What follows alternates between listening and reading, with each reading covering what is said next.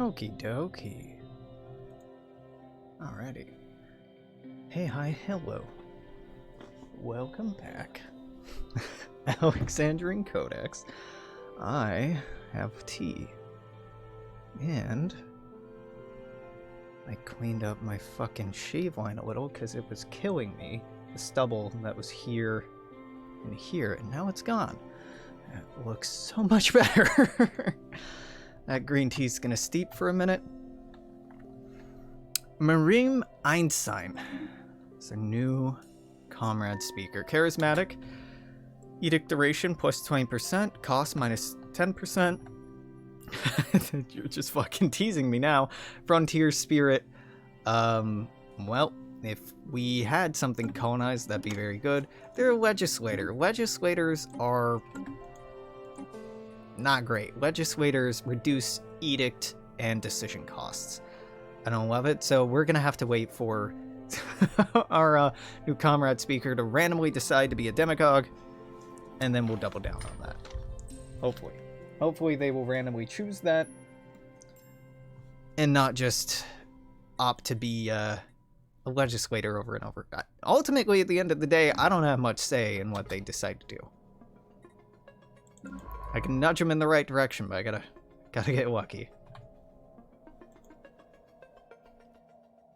So generally about once every 10 years, there's a chance for a star to form new hyperlanes. Actually, can I do that already? I don't think I can. No. No, not yet. Yeah, we don't have the structure yet that lets us intentionally build hyperlanes, so can't do anything about that. Scientific progress attained. Exotic gas? I suppose? Research station build speed is real, like, I sleep energy, but getting this sooner rather than later would speed up further expansion. We don't need to worry about frigates. I mean, I'm not bordering anyone. It's better to get this sooner than later, but you know, I've talked myself into this. I would normally go for frigates here, but sure. All right. Scientific progress attained. Yeah, pop growth speed. Listen, if Earth is all we got, if we never get another hyperlane, that's fine. That's fine.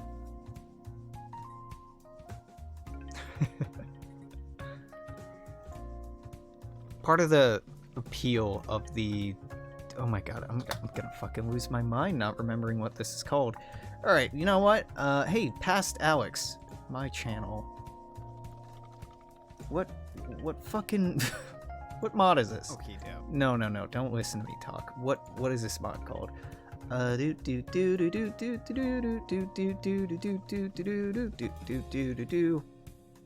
Evolving hyperlanes. That's why I can't remember it. I always thought it had some sort of the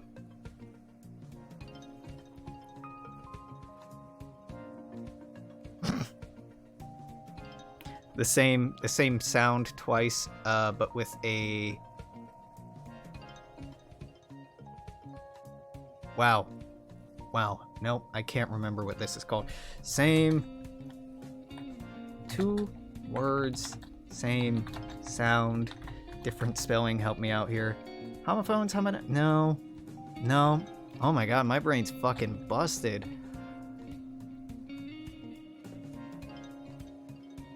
Choosing poetry a lot? No. Nah. That's just some Dane Bramage.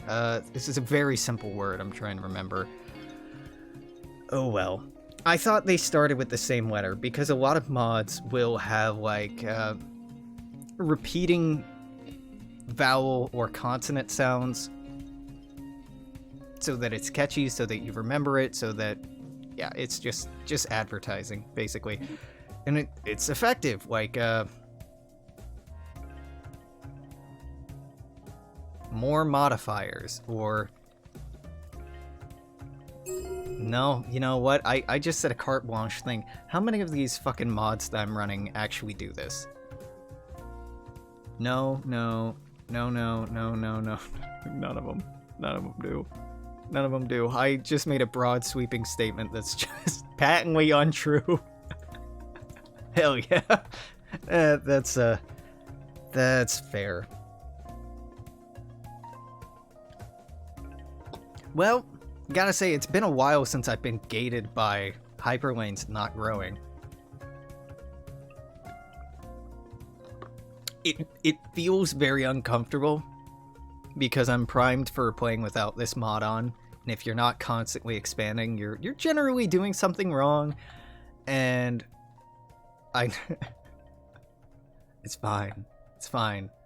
We just gotta wait, Alex. No, we gotta panic. Gotta fucking panic. Something's wrong. Yeah, transit hub's not what I want. I forget what the building is that I want. Now we'll get it sooner than later.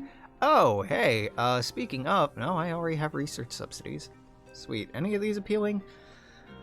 Yeah, exploration incentives. Very useful when I have no hyperlanes connecting anywhere else. Nope. Nah, not really. Alright, great. None of these are useful.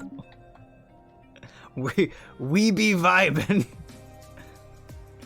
Now, you don't have to just rely on RNG or every 10 years a tick going by and the system deciding, okay, yes, this will connect with an external system. Before too long, we will get access to a building that lets us manually generate hyperlink connections, which is crazy good. I probably won't make use of it though, because I don't believe the AI makes good use of it. I know the AI will build it, but I don't think they actually use it well. Actually, I don't even know if the AI builds it off the top of my head. They used to, but that was a long time ago. Evolving Hyperlanes is the name of the mod I'm talking about. It makes it so that you start out with very few hyperlanes connected, kind of simulating slow. Yeah, you can build hyperlanes. You can dynamically, hyperlanes will either connect between stars or disconnect between stars. Now, the disconnecting between stars I have disabled because the AI is not good and doesn't know what to do when their empire is suddenly cut in half. But if you're playing with a lot of people, it's very cool. But basically it's to slow down exploration, it's to make it feel more impactful when you reach another cluster. And if it's too slow, there is eventually a tech that lets us research a star-based building that lets you manually connect stars to adjacent stars, or manually disconnect stars from adjacent stars if you want to disconnect yourself from the rest of the galaxy. It's a very cool mod. Again, I don't know if the AI handles it spectacularly, but they seem to navigate it okay.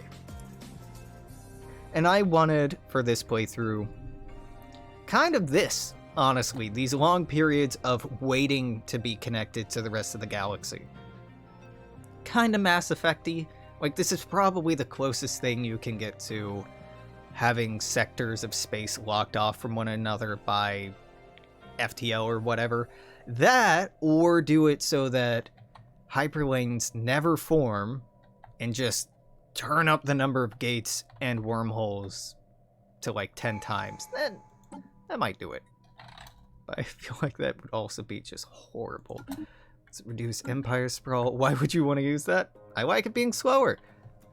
I think it's a lot more interesting. I like it being dynamic too. So like a system that you think is a chokehold. It might be a chokehold for 10 years, 20 years, 40 years, 50 years, but after a century, a hyperlane might form around it so that this former stronghold isn't really all that useful anymore and you have to dynamically respond to it.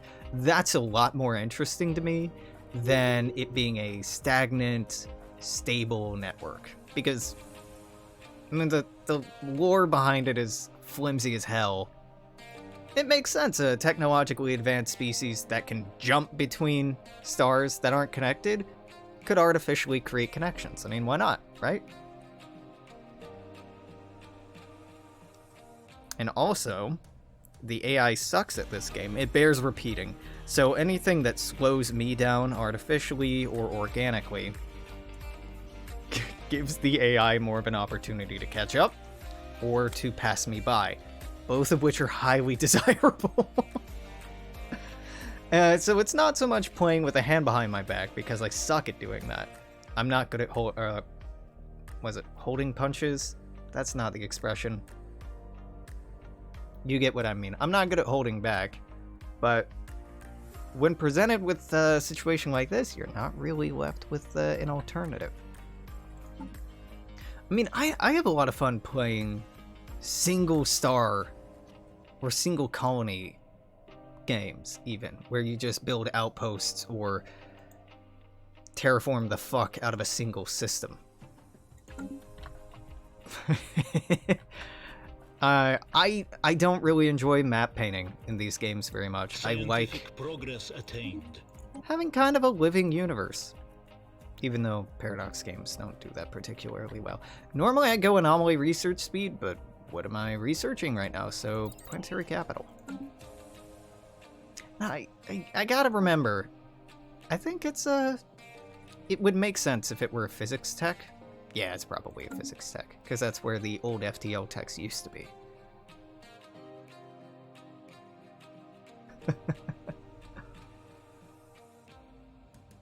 We're all strange in our own ways, right? I'm very comfortable with enjoying shit being weird on my own terms. Because if I played Stellaris or a lot of the Paradox titles the way the vast majority of the fan base do, oh god, I wouldn't have any fun at all. I really wouldn't. I like the artificial immersion that you can create for yourself. Like in the Mass Effect setting, which is what I've been playing, which got me feeling sci-fi enough to play Stellaris again. There's like a good, 100 years of human history after they find the Prothean ruins on Mars, where they're just dicking around in the solar system trying to figure out how FTL works. I like that kind of slow start where I don't know what the fuck is going on out here, and the longer that mystery lives, the better. It slows down exploration, and exploration in 4X games is definitely my favorite E. It's expansion is still fun. Exploitation is still fun. Extermination, I think, is the last one. Not fun. Not fun. The other three, fun. Finding new worlds and new civilizations. Yeah, that's pretty fucking neat. The politicking, that's fun. But just conquering planet after planet, or running Doomstack after Doomstack with the best tech, or just neutron launchers research to hell through AI fleets that aren't designing dynamically to counter it. No. No thank you. Man, I let this boil for too long. That water is actually a little too hot for green tea, but it's too late now. Kind of want to build research silos, but there's no real point to doing that. I'm not building a fleet because it would just cost upkeep, and we don't border anyone. I'm not building star bases because I don't know where anyone is. And all I'd really be getting is maybe some trade value, maybe, which would give energy credits, which I don't need, consumer goods, which I don't need, Unity it would give, but honestly, we're doing fine on Unity. We're doing very well on Unity, in fact. Any of these pop up that I want. Energy incentives would give me more energy that I could do nothing with. It's very weird. I'm gonna fucking love it if in this 10-year segment, nothing happens. Absolutely nothing happens. It's a decade of stagnation. Real history has vast periods of inactivity between brief moments of hyperactivity, of punctuated change and action. like, if you look at the progress, technological and philosophical, social progress made in the last, half a millennia, in the context of human history, that's the blink of an eye. Human history, documented human history goes back, roughly like 50,000 years, 20,000 years, depending on where you want to look in your sources. For the vast majority of history, we've just kind of sat around doing the same thing for extremely long periods of time. This game won't take months, it'll take a couple of days. Because we're still getting tech, we're still getting Unity. I'll probably be done with this campaign by this time next week. No problem, even if I only play like an hour or two a day. Because A, I'm a fickle bitch, and I will get bored of this before too long. Not because nothing's happening, just because I'll find something else that hooks me. Now, I know myself well enough at this point. That, and like I was saying, late game Stellaris does not move me very much. Research focus is... Elite of Elites would actually be very good. Elite of Elites lets our leaders remove negative traits, and we got... Oh, well, you're hot garbage. I should have Ava Lopez. We have one that I'd kind of like to do that with. Nah, it's fine. Lopez, get in here. You were, like, actually incredible. Now, just give me the research focus. Give me that tech. And, we have energy to spare. Let's clear these out. We need to do this right now? No, not really. How's our job situation? Still have an empty job slot, so don't have to worry about that.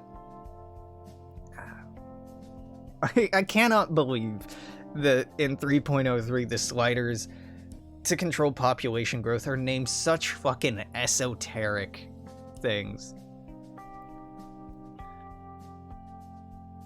Yeah. Well, if you don't like life, why live, right? Yeah. I'm hypercritical of Paradox's stuff. I really am. Most other games, if I don't like something about it, I'd just be like, fuck it. But knowing what the studio is capable of, and has been capable of, and knowing how much they've monumentally dropped the ball,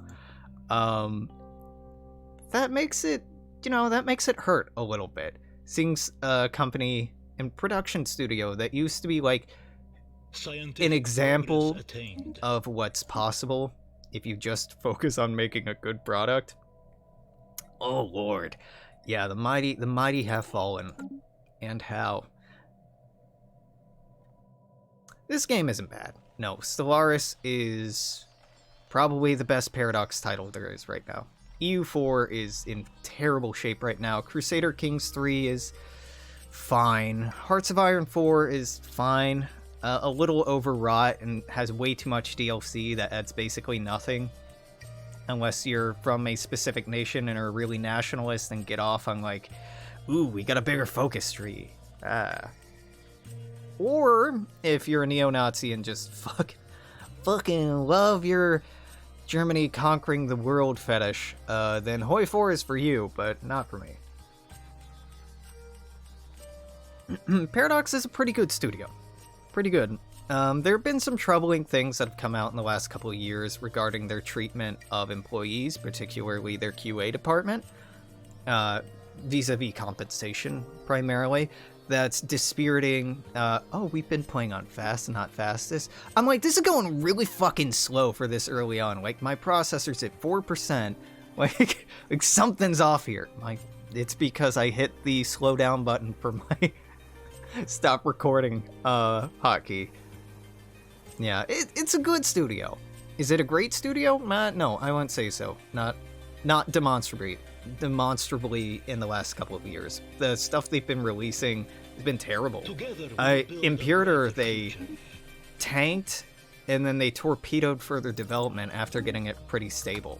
Like, that's an embarrassment. If you look at all the games that have been canceled, like the new Bloodlines, Vampire Bloodlines Masquerade 2 getting yeeted because of developmental reasons. If you look at all the projects they picked up, like Sword of the Stars 2, and this is like 5, 6, 7 years ago now, and how they just dropped all those products around the same time. Look at March of the Eagles. If you look at the number of Paradox Development Studio projects and Paradox Interactive projects, and those that have actually been successful, they're in the vast minority.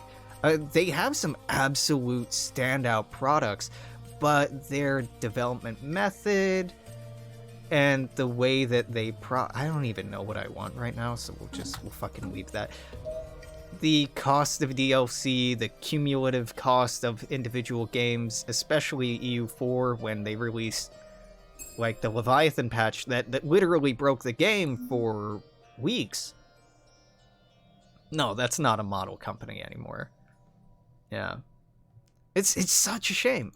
Such a shame. They have great people. They have some amazing people at the company. Johan, in particular, has been getting a lot of deserved flack.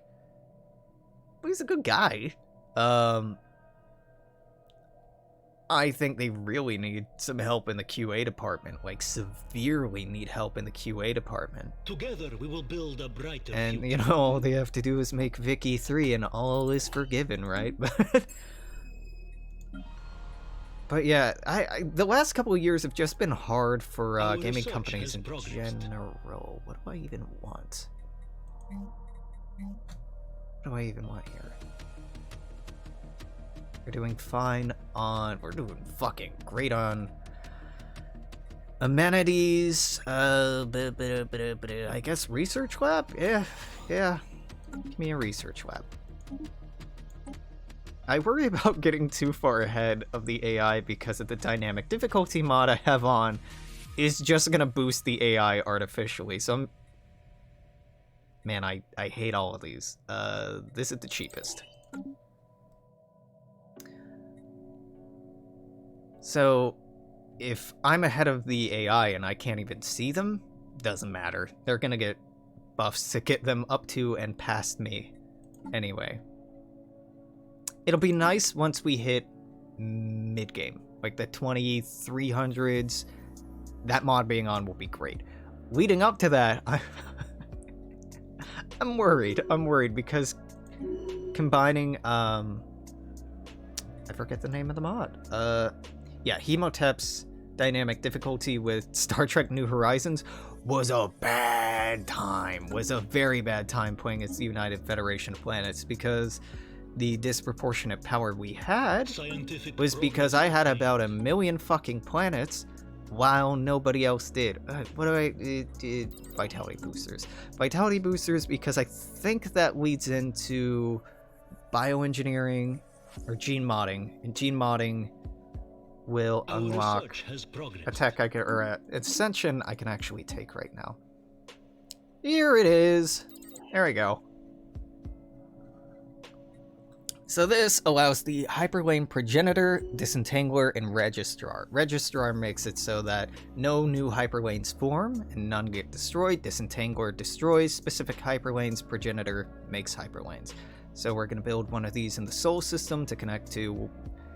what is this? Alpha Centauri? Yeah, it has 3 stars. It's right next to us. This is Alpha Centauri. Once we do that, then we will... fuck, I don't know. Expand one way or another. Hive Mind's alright.